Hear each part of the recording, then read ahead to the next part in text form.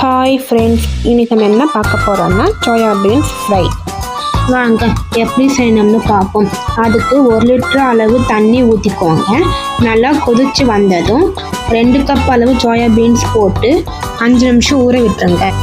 சூடு ஆறுனதும் அதில் இருக்க சோயா மட்டும் எடுத்து தண்ணியை வடிகட்டி எடுத்து வச்சுக்கோங்க.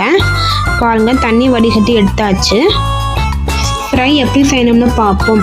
கடாயில் 2 ஸ்பூன் எண்ணெய் ஊற்றி எண்ணெய் காஞ்சதும் கடுகு போட்டு நல்லா பொரிஞ்சதும் கட் பண்ணி வச்ச பெரிய வெங்காயம் கருவேப்பிலை சேர்த்து நல்லா வதக்கிக்கோங்க. நல்லா வதக்கினதும் ஜீரகத்தூள், சோம்புத்தூள், பெப்பர் தூள் போட்டு நல்லா வதக்கிக்கோங்க. பாருங்கள், நல்லா வதங்கிருச்சு. இது கூட கரம் மசால், காஷ்மீர் சில்லி பவுடர், உப்பு சேர்த்து நல்லா வதக்கி விட்டுருங்க. பாருங்கள், நல்லா வதங்கிருச்சு. இது கூட நம்ம வடிகட்டி வச்ச சோயாபீன்ஸை சேர்த்து நல்லா மிக்ஸ் பண்ணி எடுத்துக்கோங்க.